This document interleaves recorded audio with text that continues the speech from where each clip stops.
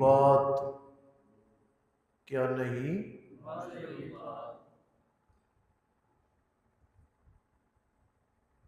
उन लोगों को यरिसून अर्ज़ा, यो वारिस बने जमीन के, मिन बाद, पहले लोगों के हलाक होने के बाद, कि अगर चाहें हम असबनाहुम बिज़ुनूबिहिम, पकड़े उन्हें उनके गुनाहों के सबब, व नतबअ अला, और मोहर लगा दें हम उनके दिलों पर, फहुम ला यस्माऊन, पस वो नहीं सुनते। तिलकल कुरा, ये बस्तियां, नकुस्सु अलैका, बयान करते हैं हम आपके सामने, मिन अंबाइहा, उनके हाल अहवाल, वलक़द जाअतहुम, और अलबत्ता ताकीक आए उनके पास, रसूल के बिलबय्यिनात, खुली निशानियों के साथ, फमा कानू लियुमिनू, पस नहीं कि वो ईमान लाए उस पर जिसे जुटलाया उन्होंने पहले। कज़ालिका यतबउल्लाहु, यूं ही मोहर लगा देते हैं अल्लाह, अला कुलूबिल काफिरीन, काफिरों के दिलों पर।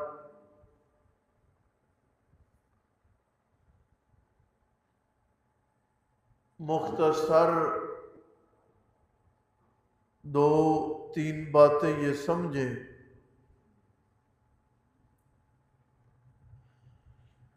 कि इस कायनात में ये सिलसिला चला आ रहा। कुछ लोग आए, रश बना, अपनी तभी मौत या सजा के बाद उनका खात्मा हुआ,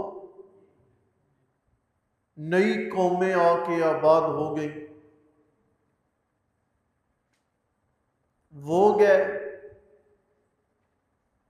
नई नस्ल आके आबाद हो गई। अल्लाह कहते हैं तुम्हें समझ नहीं आ रही, मैं अल्लाह दुनिया में लोगों को बदलता रहा हूं, किसी भी एक इंसान को पहले दिन से आज तक मैं अल्लाह ने टिक के नहीं रहने दिया।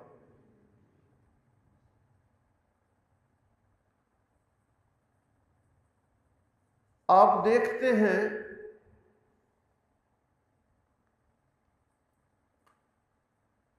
दादा जान का बनाया मकान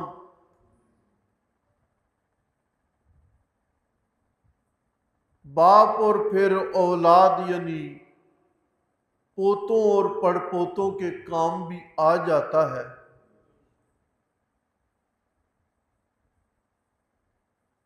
क्यों? मकान नहीं बदल रहा, बंदे तब्दील हो रहे हैं। दादा ना रहा तो जगह दादा जान की खाली हो गई। ठीक है, बाप ना रहा तो बाप के हिस्से की जगह और कब्जे की जगह भी क्या हो गई? खाली हो गई। एक बेटी का निकाह हो गया, चली गई, तब भी जगह खाली हो गई, और दुनिया से चली गई तो तब भी जगह क्या हो गई? खाली।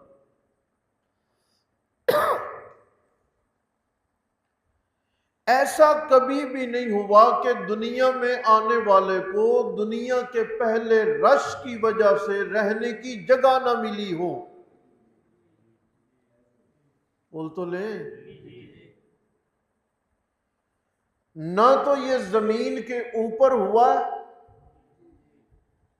कि दुनिया में नए आने वाले को रश की वजह से दुनिया में जगह ना मिली हो, और ना ही दुनिया से जाने वाले के लिए ऐसा हुआ है कि रश की वजह से उसे जमीन के अंदर दफन की जगह ना मिली हो। कोई मुर्दा जमीन के ऊपर पड़ा हो, जी जमीन में दफन करने की जगह कोई नहीं, ऐसा नहीं हुआ।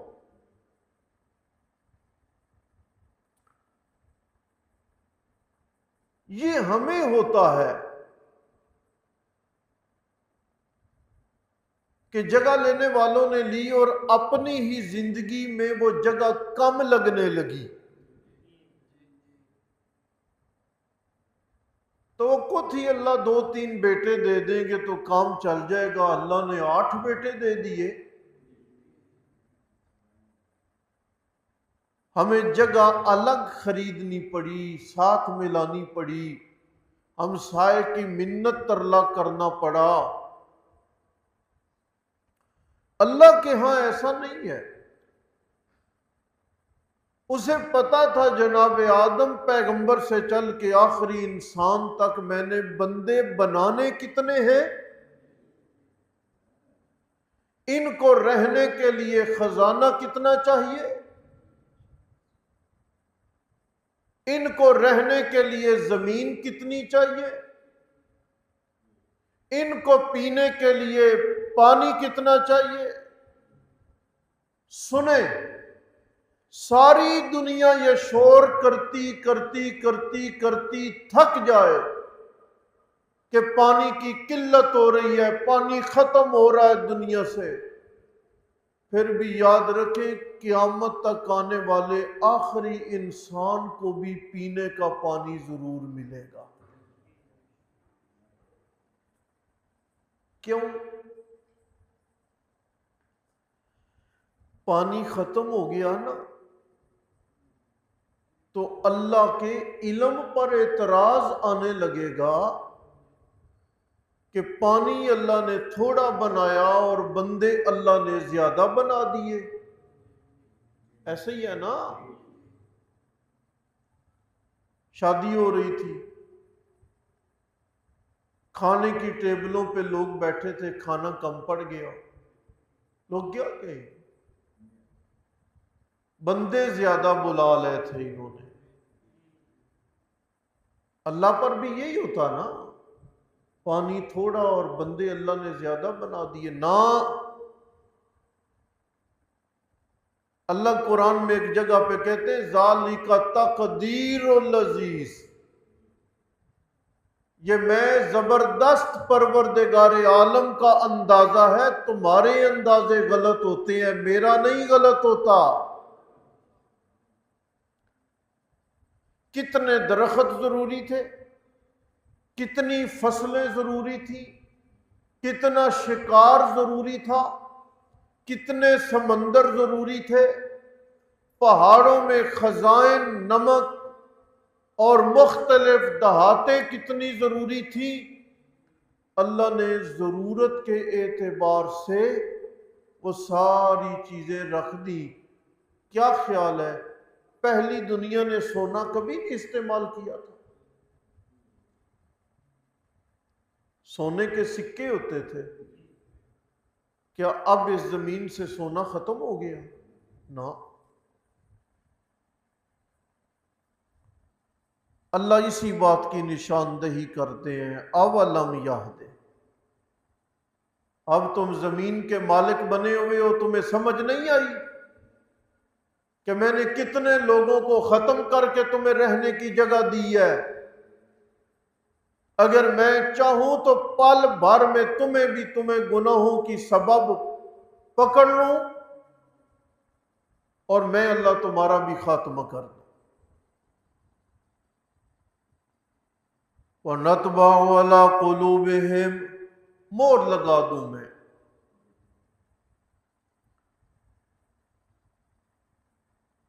कितनी बस्तियां हैं नकुस्सु अलैका मिन अंबाइहा, मैं अल्लाह ताला ने उनके हालात और किस्से बयान फरमा दिए। कौन से?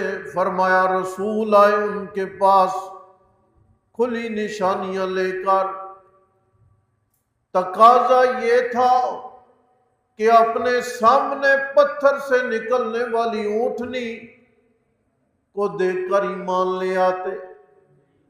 तकाजा ये था कि मूसा पैगंबर की लाठी को सांप बनता देखकर वो ईमान ले आते। तकाजा ये था कि दाऊद पैगंबर के हाथ पे लोहे को मोम होता देखकर वो ईमान ले आते, लेकिन वो ईमान नहीं लाए। क्यों?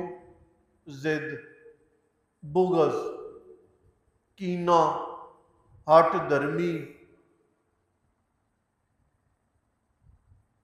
जब ऐसे किया, मैं अल्लाह ने भी मोहर लगा इंज इंजी से। मोहर क्या होता है? सील। इम्तिहानात हो रहे हैं और आपको पेपर हॉल में वो दिखाते हैं, ये सील शुदा थैला है, आपके सामने इसकी सील काटी जा रही है। ऐसे ही होता है। सील का मतलब बाहर की चीज अंदर, अंदर की चीज बाहर नहीं है। अल्लाह भी फरमाते हैं मैं इनके दिलों को सील कर देता हूं। अब अंदर का कुफर, अंदर का बुग़्ज़, अंदर का हसद बाहर नहीं आएगा। बाहर का ईमान और बाहर की हिदायत उनके अंदर नहीं जाएगी। ये है सील। बाकी आप मोर को पहले समझ चुके हुए हैं। हकीम की मिसाल आपको याद है ना? है? ये मैं फायदे के लिए कल जिक्र करूंगा कि ये मोहर अल्लाह ने क्यों लगा दी। क्या ये जबरदस्ती नहीं है अल्लाह की तरफ से? ना, कोई जबरदस्ती नहीं। कल देखेंगे इंशाअल्लाह। अवलम यहदे, क्या नहीं वाज़े हुआ उन पर जो वारिस बने जमीन के, मिन बाद अहलिहा, पहले लोगों के हलाक होने के बाद, अगर हम चाहें पकड़े हम उन्हें बेजुनूबिहिम, उनके गुनाहों के सबब, व नतबाओ, और मोहर लगाएं हम उनके दिलों पर, हुम ला यस्माऊन, और वो नहीं सुनते। ये वो बस्तियां हैं नकुस्सु अलैका, बयान करते हैं हम आपके सामने, मिन अंबाइहा, उनके हालात वाक़यात, वलक़द जाअतहुम, और अलबत्ता ताकीक आए उनके पास, रसूल उनके, बिलबय्यिनात, खुली निशानियां लेकर, फमा कानू लियुमिनू, नहीं था कि वो ईमान लाते उस चीज पर जिसे उन्होंने पहले से जुटलाया। कज़ालिका, यूं ही मोहर लगा देते हैं अल्लाह अला कुलूबिल काफिरीन, काफिरों के दिलों पर।